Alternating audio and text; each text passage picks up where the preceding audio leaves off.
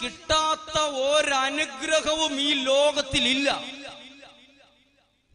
Hallelujah. ഒന്നും കൂടെ പറയാം. പ്രാർത്ഥിക്കാൻ ഭയങ്കര പാടാണ്, പക്ഷെ പ്രാർത്ഥിച്ചാലുണ്ടല്ലോ കിട്ടാത്ത ഒരനുഗ്രഹവും ഈ ലോകത്തിലില്ല. ഒരനുഗ്രഹവും ഇല്ല. പ്രാർത്ഥിച്ചാൽ എന്തു കാര്യവും നമുക്ക് നേടിയെടുക്കാൻ പറ്റും. എങ്ങനെ നേടിയെടുക്കാൻ പറ്റും? പ്രാർത്ഥനയിൽ നേടിയെടുക്കാൻ പറ്റും. പറഞ്ഞേ ഹല്ലേലൂയ. അതിന് നല്ലൊരു ദൈവവചനത്തിലൂടെ ഞാൻ കടന്നു പോവുകയാണ്. അതാണ് നിങ്ങൾക്കറിയാവുന്ന ദൈവവചനമാണ്. മർക്കോസിന്റെ സുവിശേഷത്തിൽ ഈശോ 10-ാം അധ്യായം 46 മുതലുള്ള തിരുവചനങ്ങൾ. മർക്കോസിന്റെ സുവിശേഷം 10-ാം അധ്യായം 46 മുതലുള്ള തിരുവചനങ്ങൾ. ഹല്ലേലൂയ. അവർക്ക് പറഞ്ഞേ ഹല്ലേലൂയ. മർക്കോസിന്റെ സുവിശേഷം 10:46. എന്താണ് അതിന്റെ ഹെഡിങ് എന്നറിയാവോ? ഈശോ അന്ധനായ ഒരു യാചകന്റെ കണ്ണ് സുഖമാക്കി കൊടുക്കുന്നതാണ്. ഇത് നിങ്ങൾക്ക് കാണാതെ മനസ്സിലായി. ഇനി നിങ്ങളൊന്ന് ശ്രദ്ധയോടെ കേൾക്കണം. ഇങ്ങനെ നിങ്ങളൊന്ന് കേട്ടു നോക്കുകയെ. ഒരു ഭിക്ഷക്കാരന്റെ പേരെന്തിനാ ഇത്രയും നല്ല വേദപുസ്തകത്തിനകത്ത് എഴുതി വെച്ചിരിക്കുന്നത്? അതൊരു ഭയങ്കര അത്ഭുതമല്ലേ? അന്നത്തെ കാലത്ത് ഭിക്ഷയെടുക്കുന്നവന്റെ ഒരു പേര് ബൈബിളിനകത്ത് എഴുതി വെച്ചിരിക്കുക. എത്രയോ ഡോക്ടറേറ്റ് ഉള്ള പഠിത്തമുള്ള വൈദികര് ദൈവശാസ്ത്രജ്ഞന്മാരും ഇരുന്ന് ആലോചിച്ചിട്ടും ഈ ഭിക്ഷക്കാരന്റെ പേര് അവിടെ നിന്ന് എടുത്തു കളഞ്ഞിട്ടുമില്ല. ഇയാളുടെ പണി ഭിക്ഷയെടുക്കലാണ്. പക്ഷേ ബൈബിളിൽ ആ വ്യക്തിയുടെ പേര് ഇതിന്റെ അകത്ത് എഴുതി വച്ചിരിക്കുന്നു. പേരെന്താണ്? ബർത്തേമ്യൂസ്. ആലപ്പുഴക്കാർക്ക് വരെ അറിയാം അയാളുടെ പേര്. 2018 വർഷം മുമ്പ് ജീവിച്ചിരുന്ന ഒരാളുടെ പേര് ഇന്ന് ജീവിക്കുന്ന നിങ്ങൾക്ക് പോലും അറിയാമെങ്കിൽ എന്തോ ഒരു കാരണമുണ്ട്. പറഞ്ഞേ ഹല്ലേലൂയ. അവർക്ക് പറഞ്ഞേ ഹല്ലേലൂയ. വളരെ ശ്രദ്ധിച്ചു കേട്ടാൽ നമുക്ക് പ്രാർത്ഥിക്കാനുള്ള അഭിഷേകം കൂടും, പ്രാർത്ഥിക്കാനുള്ള കൃപ നമുക്ക് കൂടും, പ്രാർത്ഥിക്കാനുള്ള ഒരു ആവശ്യകത നമ്മൾ മനസ്സിലാക്കും. അതായത് ബൈബിൾ ഇങ്ങനെ എഴുതിയിരിക്കുന്നത്, ഈശോ നടന്നു പോകുമ്പോൾ വഴിയരികിൽ ഭിക്ഷയെടുത്തുകൊണ്ടിരുന്ന ഒരു യാചകൻ ആരോ പറഞ്ഞ് അറിഞ്ഞു യേശു ഇതിലേ കടന്നു പോകുന്നു എന്ന്. ഹല്ലേലൂയ. ചേർന്ന് പറഞ്ഞേ ഹല്ലേലൂയ. അപ്പൊ ഉടനെ ഈ വ്യക്തി ഈശോയാണെന്നറിഞ്ഞപ്പം മുതൽ അവിടെ ഇരുന്നോണ്ട് വിളിക്കുവാണ് യേശുവേ എന്ന്. യേശുവേ എന്ന് വിളിച്ചപ്പം ഈശോയാണോ വിളി കേട്ടത്, അതോ അവിടെയുള്ള ആളുകൾ പ്രതികരിക്കുവാണോ ചെയ്തേ?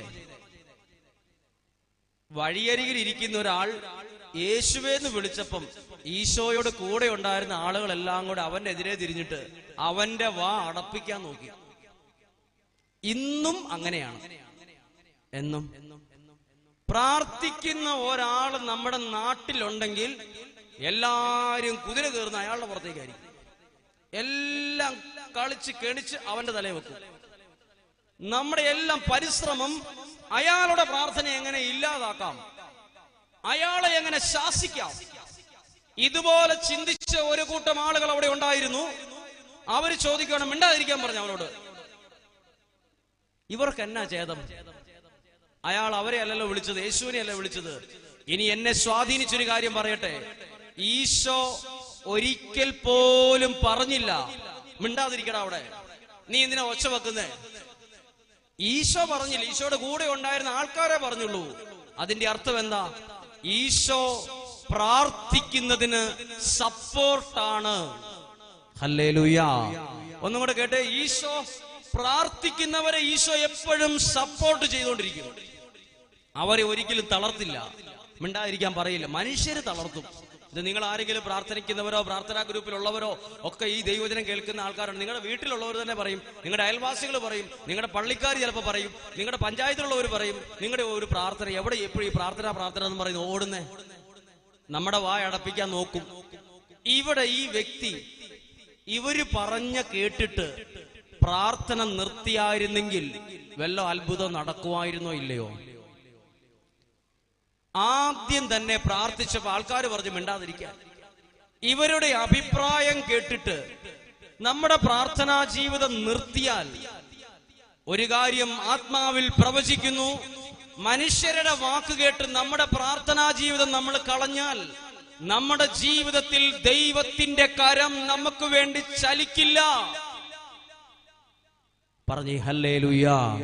ഒരു കരം ഉയർത്തി ചേർന്ന് പറഞ്ഞേ ഹല്ലേലൂയാ, ഹല്ലേലൂയാ. കരങ്ങൾ താഴ്ത്താം. നോക്കിക്കേ, ഈ വ്യക്തി കുറച്ചുകൂടെ, അപ്പൊ ഈ രണ്ടാമത് വിളിക്ക് എന്തോ ഒരു പ്രത്യേകതയുണ്ട്. ഇച്ചിരി തൊലിക്കട്ടിയുള്ളവരാണ്, പിന്നെ തൊലിക്കട്ടിയുള്ളവരെ അങ്ങനെ ചെയ്യുള്ളൂ. ഒരാൾ കുറെ പേര് നമ്മളോട് മിണ്ടാതിരിക്കാൻ പറഞ്ഞാൽ നമ്മൾ അന്നേരം പിന്നെ മിണ്ടാതിരിക്കും. ഈ മനുഷ്യനുണ്ടല്ലോ, രണ്ടാമത് വിളിക്കുമ്പോ കുറച്ചുകൂടെ ഒച്ചത്തിലാണ് വിളിച്ചേ. ഹല്ലേലൂയാ. ഈ രണ്ടാമത് വിളിച്ചത് ഒന്നാമത് പറഞ്ഞപ്പോ തന്നെ മിണ്ടാതായിരുന്നാൽ ഉറപ്പായിരുന്നു ഇയാൾക്ക് വലിയ വിശ്വാസമൊന്നും ഇല്ലെന്ന്. പക്ഷെ രണ്ടാമത് വിളിച്ചപ്പം കൂടുതൽ ഒച്ചത്തിൽ വിളിക്കാനുള്ള കാരണം അയാളുടെ ഉള്ളിന്റെ ഉള്ളിൽ ഈ ദൈവം എന്നെ രക്ഷിക്കുമെന്ന ഉറപ്പുണ്ടായിരുന്നു. ഹല്ലേലൂയാ. നിങ്ങളോടൊരു കാര്യം ചോദിക്കട്ടെ, ദൈവവചനം കേൾക്കുന്ന നിങ്ങളുടെ ജീവിതത്തിൽ ദൈവം എന്റെ പ്രാർത്ഥനയ്ക്ക് ഉത്തരം നൽകുമെന്ന് എത്ര പേർക്ക് ഉറപ്പുണ്ട്? ആ ഉറപ്പ് കുറെ പേർക്ക് കുറവായിരിക്കും. വലിയ ഉറപ്പൊന്നും ഉണ്ടായിരിക്കത്തില്ല, എന്നാലും അങ്ങനെ പ്രാർത്ഥിച്ചുകൊണ്ടിരിക്കും. എന്നാൽ പ്രാർത്ഥിക്കുന്ന നിങ്ങളിൽ നല്ല ഒരു ഉറപ്പ് വേണം, എന്റെ ദൈവം എന്നെ സഹായിക്കും. പറഞ്ഞേ ഹല്ലേലൂയാ. അങ്ങനെ ഈശോ രണ്ടാമത് വിളിച്ചു. വീണ്ടും അവൻ കൂടുതൽ ഒച്ചത്തിൽ വിളിച്ചപ്പം ഇങ്ങനെ എഴുതിയിരിക്കുന്നത്, അതിനകത്ത് അഡ്ജക്റ്റീവ് ഉണ്ട്. ഈശോ നിന്നു എന്നല്ല എഴുതിയിരിക്കുന്നത്, അവിടെ ഒരു അഡ്ജക്റ്റീവ് ഇട്ടിട്ടുണ്ട്. എന്താ അഡ്ജക്റ്റീവ്? ഈശോ പെട്ടെന്ന്. ഹല്ലേലൂയാ. അതെന്തിനാ പെട്ടെന്ന്? സഡൻ ബ്രേക്ക് ഇടുമ്പോഴാ വണ്ടി പെട്ടെന്ന് നിൽക്കുന്നത്. പെട്ടെന്ന് നിന്നു. എന്തുകൊണ്ടാ? ഈശോ എവിടെയാ നിന്നത്? ഈശോ എവിടെയാ നിന്നത്? അന്നത്തെ ഏറ്റവും വലിയൊരു പണക്കാരന്റെ വീട് അവിടെ ഉണ്ടായിരുന്നു. അയാളുടെ വീടിന്റെ കൃത്യം മുമ്പിലെത്തിയപ്പോൾ ഈശോ പെട്ടെന്ന് നിന്നു എന്ന് എഴുതിയിട്ടില്ല. അതിലേക്ക് കടന്നു പോയപ്പോൾ അവിടുത്തെ രാജാവ് അതിലേക്ക് കടന്നു പോകുന്നുണ്ടായിരുന്നു. അവന്റെ മുമ്പിൽ ഈശോ നിന്നു എന്ന് എഴുതിയിട്ടില്ല. ഈശോ ഒരു പണക്കാരന്റെ മുമ്പിലല്ല നിന്നത്, ഒരു വലിയ എഡ്യൂക്കേഷൻ ഉള്ള ഒരാളുടെ മുമ്പിലല്ല, സ്വാധീനമുള്ള ഒരാളുടെ മുമ്പിലല്ല. ഈശോ നിന്നത് പ്രാർത്ഥിക്കുന്നവന്റെ മുമ്പിലാണ്. പറഞ്ഞേ ഹല്ലേലൂയാ. ഇനി വളരെ ശ്രദ്ധിച്ചേ, പ്രാർത്ഥിക്കുന്നവന്റെ മുമ്പിൽ ഈശോ നിന്ന് കാണിച്ചു അന്ന്. അതിന്റെ അർത്ഥം എന്നാ? ഇന്നും നമ്മൾ ഹൃദയം നുറുങ്ങി വിളിച്ചാൽ ഇതേ ദൈവം എന്റെ പ്രാർത്ഥനയ്ക്ക് മുമ്പിലും നിൽക്കും എന്നല്ലേ? ഹല്ലേലൂയാ. അവർക്ക് പറഞ്ഞേ ഹല്ലേലൂയാ. പ്രാർത്ഥിക്കുന്നവന്റെ മുമ്പിൽ ഈശോ നിൽക്കും. ഞാൻ അങ്ങനെ കണ്ടിട്ടുണ്ട് ദൈവം നിൽക്കുന്നത്. അതുകൊണ്ടാണ് ഈ ദൈവവചനം പറയാനുള്ള ശക്തി കിട്ടിയത്. പ്രാർത്ഥനയ്ക്ക് ഉത്തരം എന്ന വണ്ണം ദൈവം നിൽക്കുന്നത് ഞാൻ കണ്ടിട്ടുണ്ട്. ദൈവം നിന്നു, ദൈവം നിൽക്കും. അന്നൊരു പ്രാവശ്യം അല്ല നിന്നെ, ഇനിയും ഇനിയും ഇനിയും ഇനിയും നമ്മൾ പ്രാർത്ഥിച്ചാൽ നമ്മുടെ വിഷയത്തിന്റെ മുമ്പിൽ ഈ ദൈവം നിൽക്കും. എന്നിട്ട് നിന്നിട്ട് ചോദിച്ചേനാ നോക്കിക്കേ. ഈശോ പറയൊരു കാര്യമാണ്, അവനെ വിളിക്കാൻ പറഞ്ഞു. അവൻ ഓടി വന്നിട്ട് അവനോട് ചോദിച്ചൊരു ചോദ്യമാണ്, ഈശോ നിന്റെ ആഗ്രഹം എന്നാ? നിനക്കു വേണ്ടി ഞാൻ എന്തു ചെയ്യണമെന്നാണ് നീ ആഗ്രഹിക്കുന്നത്? ഹല്ലേലൂയാ. ഒന്ന് ശ്രദ്ധിച്ചേ, നിങ്ങളുടെ ഉള്ളിൽ എന്തേറെ ആഗ്രഹങ്ങളാ. ആഗ്രഹങ്ങൾ ദൈവം സാധിച്ചു തരണമെങ്കിൽ എന്തു വേണം? എന്തു വേണം? പ്രയർ. ഹല്ലേലൂയാ. ഇവിടെ ഏത് ആഗ്രഹമാ സാധിച്ചു കിട്ടിയേ? ഒരു പ്ലസ് ഉണ്ടായിരുന്നു. ആഗ്രഹം മാത്രമല്ല, അതിനോടൊരു പ്ലസ് ഇട്ടിട്ടൊരു ആഗ്രഹമാണ്. അതിന്റെ ഒരു പ്രത്യേകതയാണ് പ്രാർത്ഥിക്കുന്നവന്റെ ഒരു ആഗ്രഹം. ഹല്ലേലൂയാ. നിങ്ങൾ പ്രാർത്ഥിക്കുന്ന ഒരാളാണെങ്കിൽ നിങ്ങളുടെ ആഗ്രഹത്തിനൊരു വിലയുണ്ടാകും.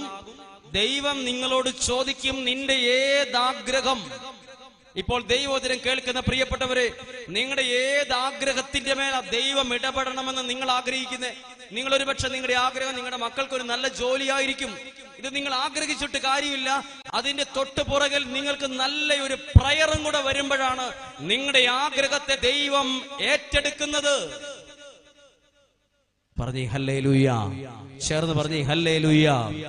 ഇനി നോക്കിക്കേ, ഇവിടെ ശ്രദ്ധിച്ച് കേൾക്കണേ. ഈശോയോട് കൂടി എന്തേറെ ആൾക്കാരുണ്ടായിരുന്നു? കുറെ പേര്. ആരോടും ചോദിച്ചില്ലല്ലോ നിങ്ങൾക്ക് വല്ല ആഗ്രഹം ഉണ്ടോ എന്ന് ചോദിച്ചോ. ഈശോയോട് കൂടെ എത്രയോ ആൾക്കാരുണ്ടായിരുന്നു. ഈശോ അവിടെ നിന്നിട്ട് ഇവിടെ ഇരിക്കുന്ന വേറെ ആർക്കെങ്കിലും എന്തേലും ആഗ്രഹം ഉണ്ടോ എന്ന് ചോദിച്ചില്ല. ഒറ്റയാളോടെ ഈശോ ചോദിച്ചുള്ളൂ, നിന്റെ ആഗ്രഹം എന്നാണെന്ന്. ഈശോ എല്ലാവരോടും ഇങ്ങനെ ചോദിച്ചുകൊണ്ട് നടക്കുന്ന ആളല്ല. നിങ്ങളുടെ ആഗ്രഹം എന്നാ, നിങ്ങളുടെ ആഗ്രഹം എന്നാ? ബൈബിൾ പരിശോധിച്ച് നോക്കിക്കോ. ഈശോ ഒരേ ഒരാളോടെ ചോദിച്ചുള്ളൂ, പ്രാർത്ഥിക്കുന്ന അവനോട് ചോദിച്ചു, നിന്റെ ആഗ്രഹം എന്നാന്ന്. പ്രാർത്ഥിക്കുന്ന ഒരു വ്യക്തിയുടെ ആഗ്രഹത്തെ ദൈവം 2 കൈയും നീട്ടി സ്വീകരിക്കുമെന്നല്ലേ ബൈബിൾ പഠിപ്പിക്കുന്നത്? പറഞ്ഞേ.